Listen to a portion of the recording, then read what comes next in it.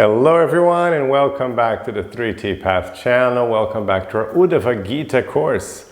So today we're continuing with the Guru Dattatreya's, the Avadhuta Brahmana's teachings as he observes the world and takes lessons from the world and imparts them in a spiritual perspective. And today we're going to be learning from the deer, the honeybee, and so forth. Very fascinating. If you want to see the previous classes, the previous gurus already mentioned, then make sure to join the Uddhava-gita Club, become a member of the channel, and then you can watch all the classes, the whole course, whenever you want. So, we are in Srimad Bhagavatam, 11th Canto, Chapter 8, verse 16. And he says, just as a hunter takes away the honey laboriously produced by the honeybees, similarly, saintly mendicants, such as brahmacharis and sannyasis, are entitled to enjoy the property painstakingly accumulated by householders dedicated to family enjoyment. So again, this is in line with the previous verses I explained a lot in the last class. We talked about the culture that was existing of renounced sages that would go around and they would practice severe, challenges of just not accumulating anything, just walking around, pretty much just covering their loins and just getting enough food that would fit in their hands. So we talked about these practices, how it was possible in the past. It's not really something that can happen today. Specific to a temperate climate, and specific to that time and place. It's something very time and place specific. But we talked about how, so they would go around, these saintly sages would go around begging for food, not because that was the best way to get food, but that was the way they could remain as detached as possible from the world. They wouldn't have to worry about anything, they could just stay totally focused on, trying to maintain a connection. So it was a thing they did. And now you see in this verse, he's saying look, just as the honeybee, just as a hunter, not a hunter, he used the word hunter here, but, just as people collect honey from bees who have been working so hard to make the bee, then just like that, these saintly people, they have the right to partake of the labors of those who are in family life. You're in family life anyway. You're working hard. It's what's a little food that you give away? It's not going to make any difference for you. So that was the idea. As part of this culture of having renounced sages as part of the culture. And again, they wouldn't just be stealing the food because they would impart spiritual knowledge. So it was it's a beautiful concept, right? You just have these these spiritually inclined people walking around teaching, Vedas, teaching yoga, and, you'd give them a little meal, you'd give them some food because you were just, you didn't have a fridge anyway, you weren't going to keep the food for, you would just make some food. So it's a nice image.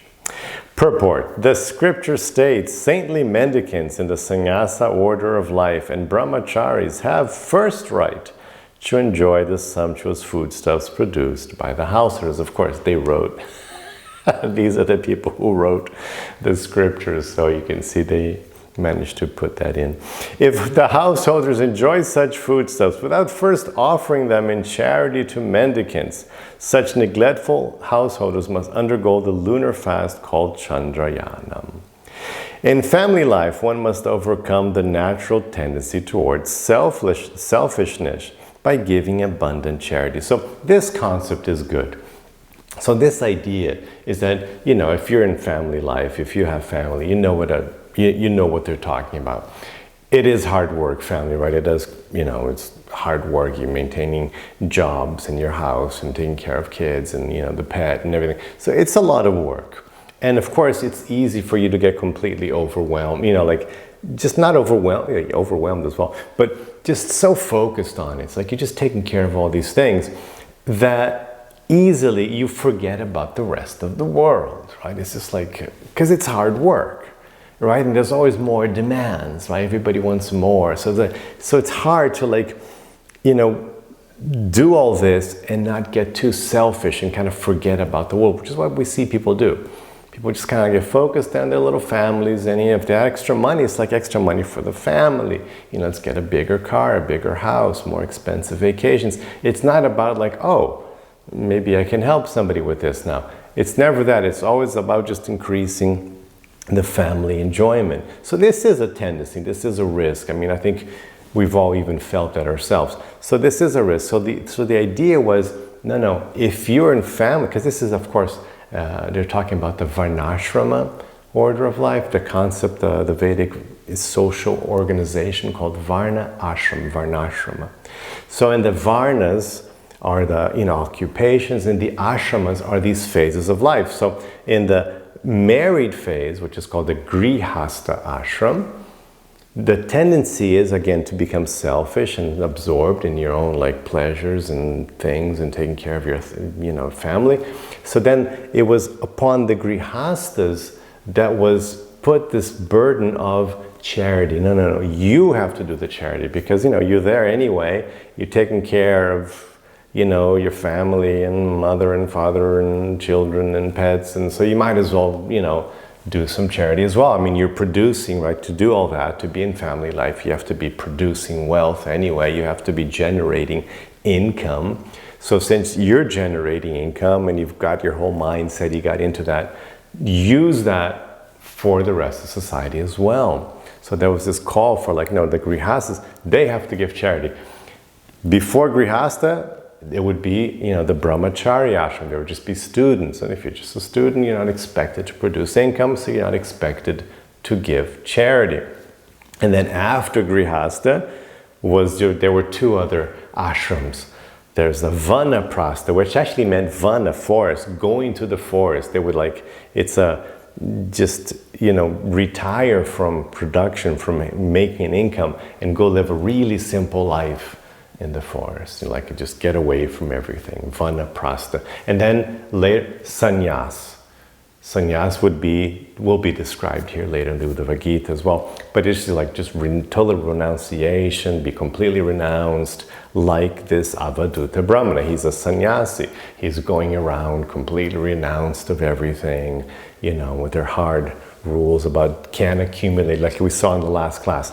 Don't accumulate any food. Don't keep anything for even later that day. What to speak of tomorrow? You can't keep anything.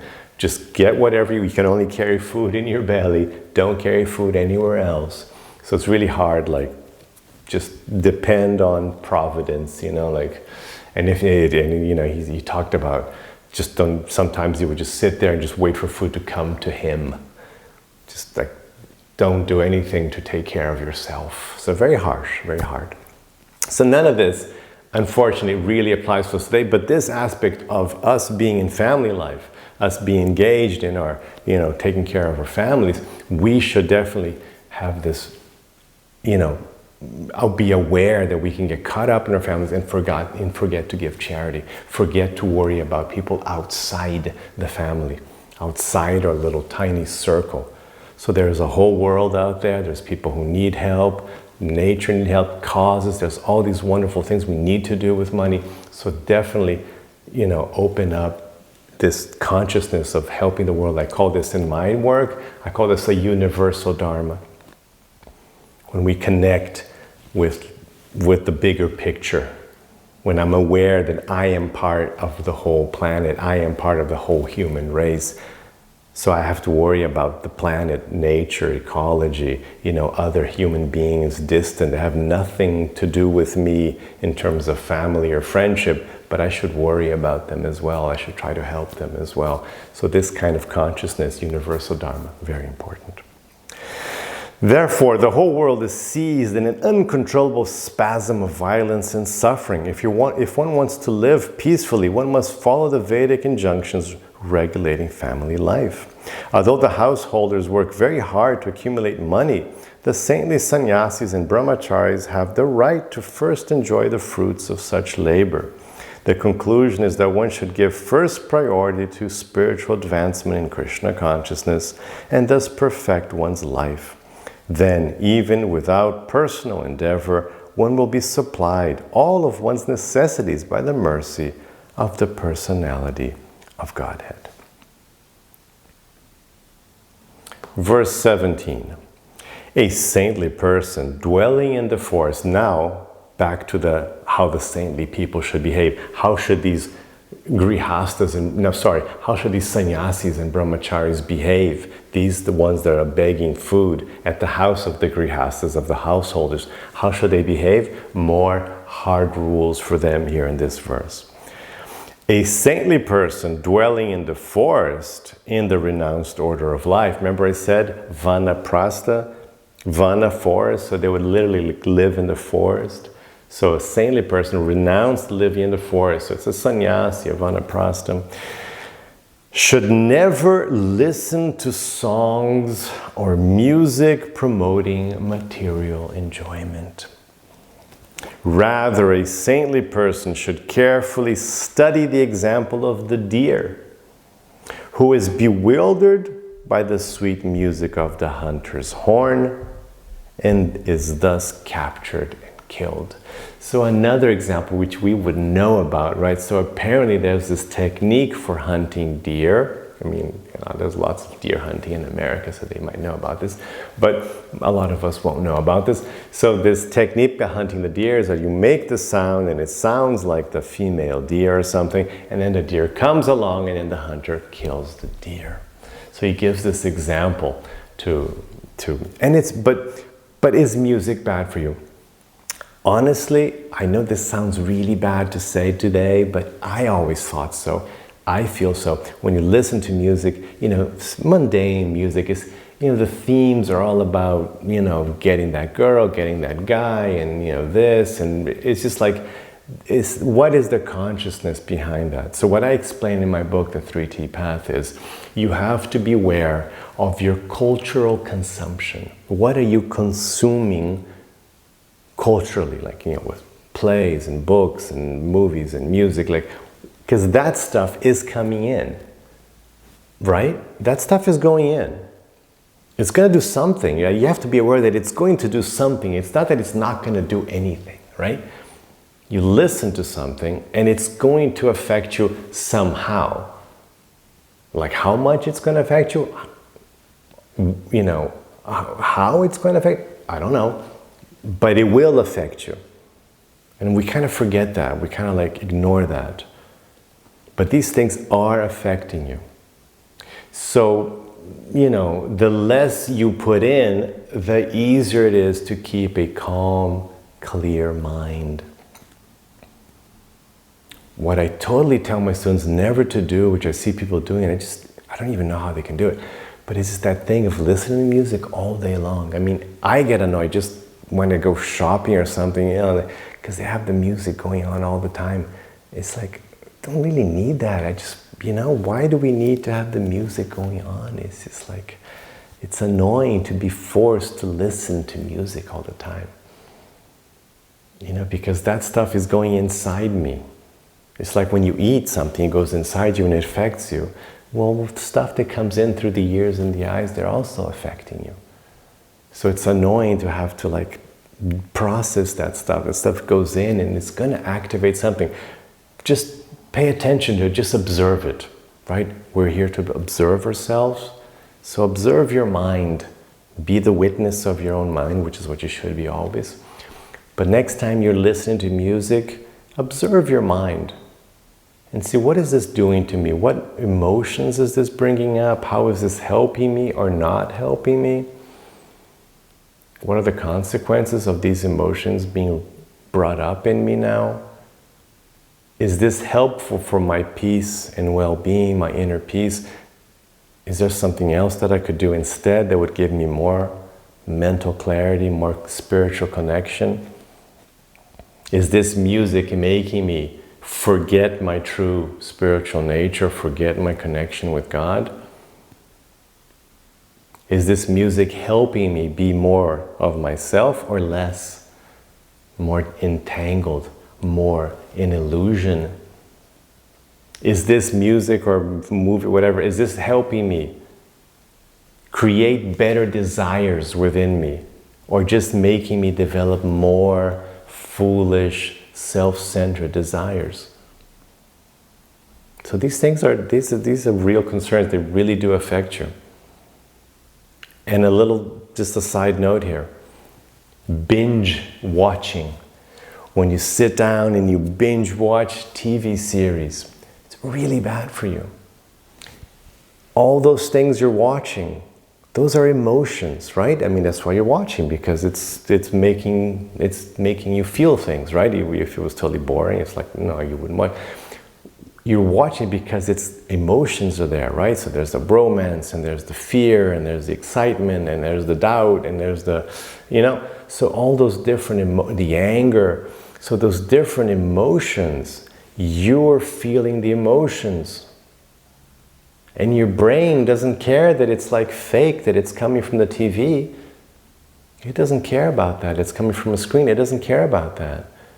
It's dealing with emotions. So when you just sit down and you intensely experience all these emotions for hours in a day because you were binge watching, then you have to process all those intense emotions. It's going to make you more anxious. It will increase your anxiety just because you're dealing with so many emotional things, so much drama. As you're dealing with that, you get anxious because it's a lot to deal with. It's like when you eat a lot and you feel bad because you're trying to digest so much food. It's the same thing with emotions.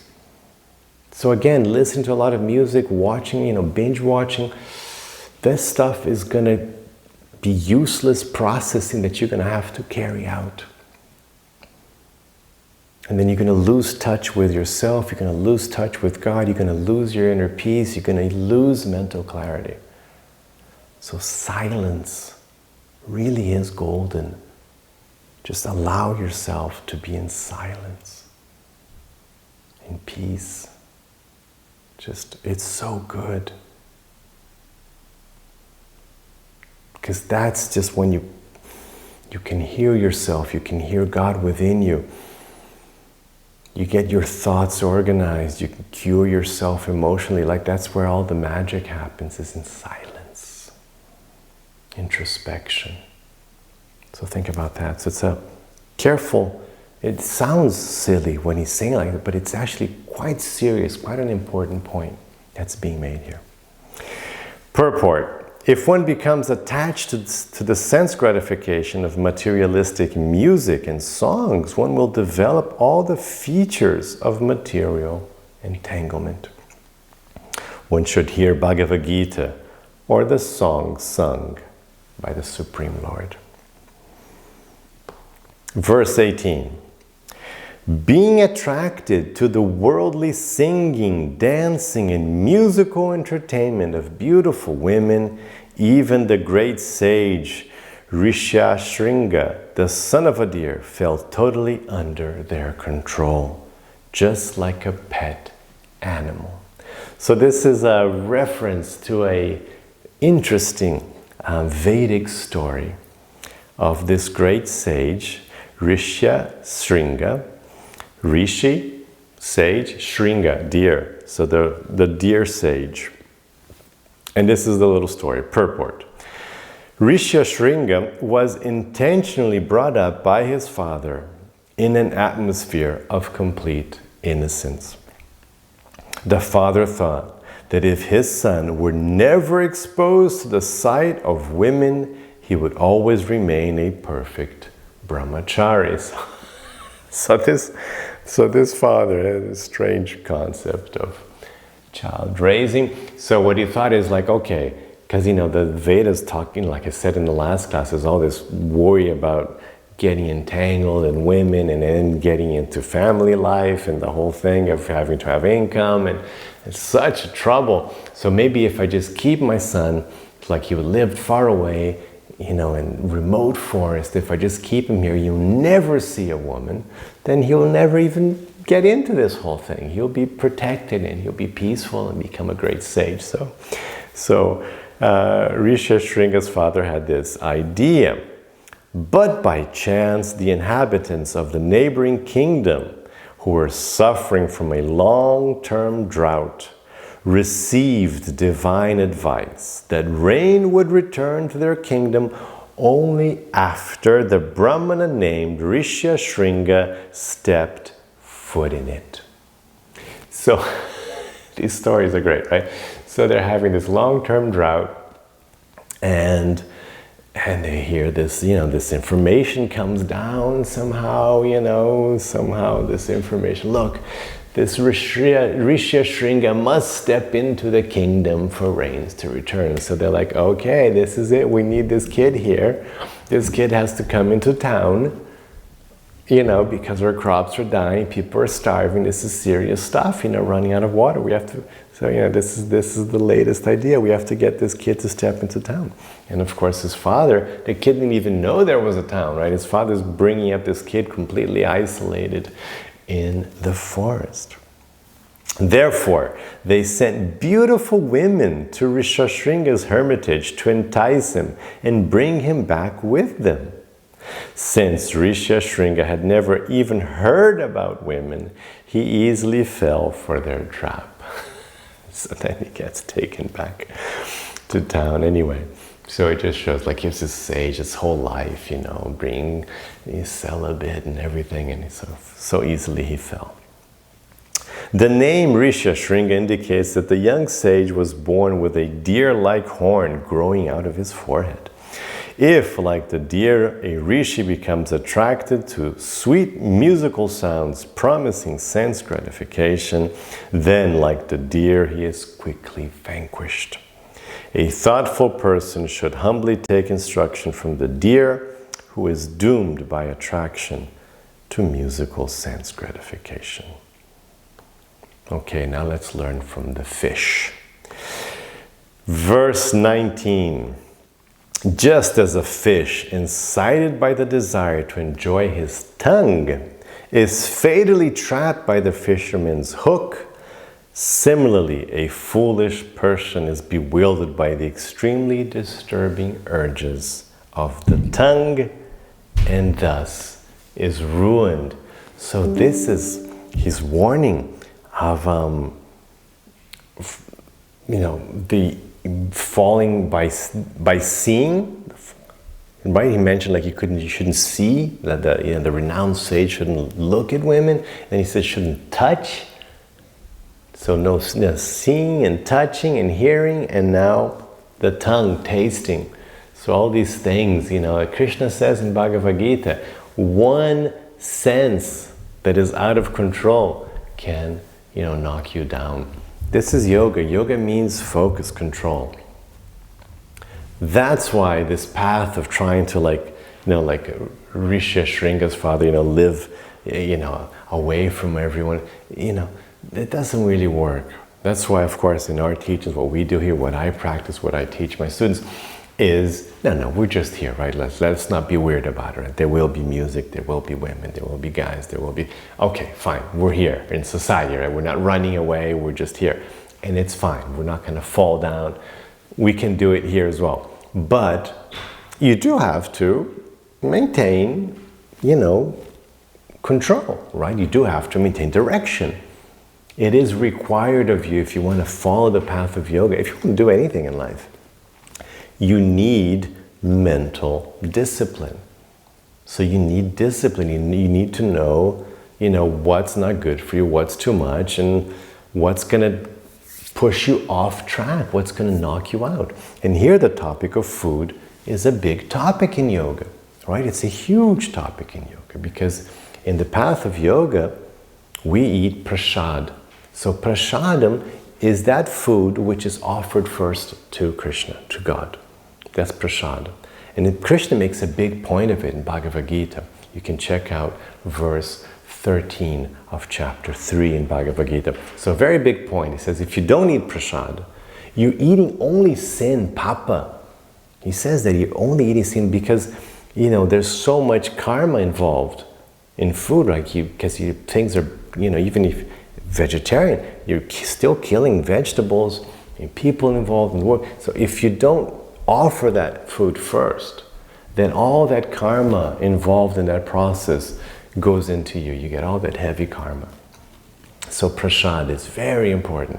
And with prasadam, you're eating this food that's blessed, that's connected, that's non-different from Krishna. You're making your food spiritual. It's infused with spiritual love. It's purifying. Instead of weighing down with sins, it's purifying you. So eating prasad is a big, big thing in the path of yoga, in the path of bhakti. Huge topic. Very important. Just the effect of eating prasad once is good. Krishna says, for example, Krishna will say later, that eating just a handful of prasad rice is more beneficial spiritually than 6 months of fasting. So it's very powerful practice. So in our path, we have to be very careful, one, that we don't, of course, eat things which would really ruin our consciousness, which are, the Tamasic foods. And here we're talking about foods that involve violence, especially the animal killing. So food that involves, animals and even eggs, because eggs are also tamasic. They're dirty things, they come out of the chicken's anus, they're covered in feces, they're like the chicken's menstruation, or they're outright an embryo, and then you're killing a baby, future baby chick.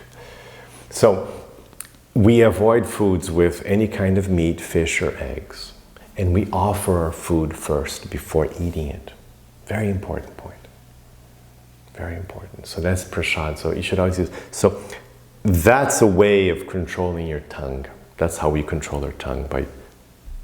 And of course, as I explained, natural dharma, your dharma of taking care of yourself, you have to eat wisely. You have to eat so that you're healthy. Right? You can't eat too much junk. I mean, so many people, overweight, obesity is all over the world, increasing, because people don't control the tongue. So it's a struggle. I mean, there's always, we live in an opulent society with opulent, fatty, rich foods all over. It's easy to, it's like all these things, in advertising. It's easy to overeat. It's so easy. It's too easy to overeat. I mean, you see people who are sannyasis living in temples and they're fat because they're overeating prasad. So it's easy to overeat even when it's prasad. You can eat, it's so easy. And the cheese this, and the dessert that, and the sugar this, and So you have to, the tongue really gets you. So you have to, and that's just eating, not even just the talking part. So you really have to eat healthily, eat less than you want. You always eat less than you want, basically. You can never eat all you want all the time, because that will not work. Your body's just gonna, it won't stop growing, because that's what it's meant for. It's like, oh, there's more food, okay. So you have to eat less than you want. You have to not eat, meat, fish, or eggs, because you don't want to be killing animals and get this heavy karma, destroying the planet, all these reasons I cite in my book. And, make sure the food is offered to Krishna first. So very important point. Purport. The fisherman places meaty bait on a sharp hook and easily attracts the unintelligent fish, who is greedy to enjoy its tongue. Similarly, people are mad after gratifying their tongues and lose all discrimination in their eating habits. For momentary gratification, they construct huge slaughterhouses and kill millions of innocent creatures. And by inflicting such atrocious suffering, they prepare a ghastly future for themselves. Ghastly. Not only a future, but a ghastly present. Because it's not just millions, it's billions. Billions of animals are killed every year. Chickens, pigs, cows. It's in the billions. And of course, this is destroying the planet. There's a great documentary out, check it out. Eating Our Way to Extinction. Look it up. Eating Our Way to Extinction. Only focused on this topic of how animal killing is destroying the planet. It's the #1 cause of environmental destruction. #1 cause. And it's one that you can do all of us can take care of, because it's what I eat. You control it. You can't control governmental, like rules to stimulate, green industry. That stuff is out of our control. But what we eat, that's in our control. So the most damaging thing in the world today is the animal killing industry. I come from Brazil. In Brazil, look it up later if you don't know about this. The Amazon, they're destroying the Amazon. They keep destroying it. They don't stop, at the huge rates. Just like huge, like unimaginable amounts of destruction, like size of small countries, of Amazon being destroyed. Why? So they can put cows there. And is it cows for Brazilians? No, it's cows for the rest of the world. So they put cows there to sell the cows, to sell the meat all over the world. So they can create pasture. So they're destroying Amazon to create pasture. They're destroying the Cerrado, which is where I used to live in Brazil, in the center of Brazil, beautiful grasslands. They're destroying all that to plant soy. For humans, for vegetarians, no. 95% of all soy produced is for feeding animals, not for humans, not for making, soy meat, no. It's for feeding animals. It's crazy. And of course, we're destroying the oceans. So it's a very big topic. You should look it up. So, if you don't know about it, there's some great documentaries out there. So anyway, so it's destroying the world. It's making the world, bad now. It's destroying the environment now. So pretty much the greatest source of greenhouse gases is the animal industry. More than cars and planes and boats and trains. So it's a huge factor in the destruction of the planet, in our climate crisis, is animal eating. So it's just not only creating a ghastly future in terms of karmic, of the terrible karma of killing an innocent animal just for the fun of it. Not only is it destroying the planet, but then of course there's the whole part about, cancer and, heart disease and all these things which are reduced when you remove animals from your diet. So it's a huge topic, and in my book I make a little summary of it in my book, 3T Path, but of course there are great documentaries out there you should try to find. All right, so we'll stop here, and I hope you've enjoyed it and have the rest of your day with lots of peace and lots of love. Hare Krishna.